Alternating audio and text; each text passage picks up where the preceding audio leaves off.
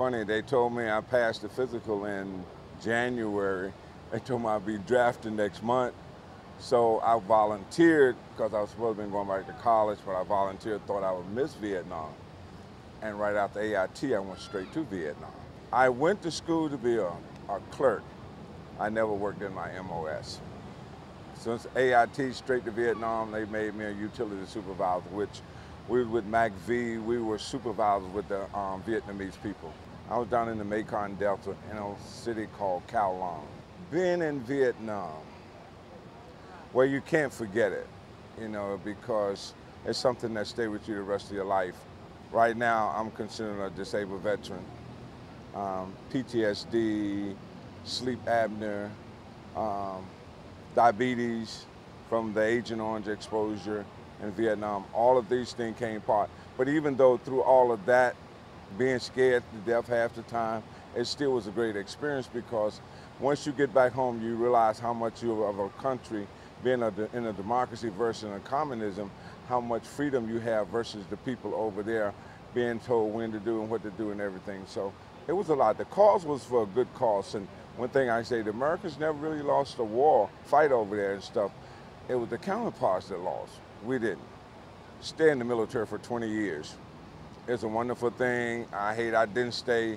Once I got out, I wish I had stayed in and stuff. Like I was telling some young guys today, where can you go and get 30-day vacation every year? You get hospitalization and you don't have to worry about that. Plus it makes you grow up and man, you get a skill, you go in an early age. When you get out, you still can go and retire at another type of job. So it has so many opportunities, there are so many positive. In spite of the war, there still is a lot of positive things about it right now. I am always of the mindset, I think we left Vietnam the way we shouldn't have, and I don't think they should leave Iraq or Afghanistan until they have really finished what they went over there to do. Be patient.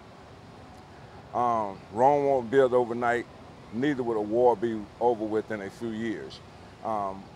Because if we do like we did in Iraq and Afghanistan, do like we did in Vietnam, leaving before the job is finished, what do other countries think about us? They can't depend on us because they know after a period of time, the American people are going to start complaining, so then they know that sooner or later, the armed service is going to pull out without finishing the job. So if you consider yourself an ally of another country, then you should be able to stay there and help them through what they're going through before you leave. It was an opportunity for me to serve my country. I think that every young man, once he turned 18, should be obligated to serve the country, and I think we would have less crime with killing one-on-one. I think all this would be a better opportunity because the military gives you some stability and you also learn how to grow up and be a man. Being a veteran is the best thing that ever happened to me because there are so many positive things for it now. I'm retired and stuff, and the benefits that you have from the VA, the things that you'll be able to do because of being a veteran and stuff. You're a disabled veteran, you can go to commissary. You can still do a lot of things that the regular person on duty. So, like I said, I wish I had stayed 20 years. That's how much it meant to me.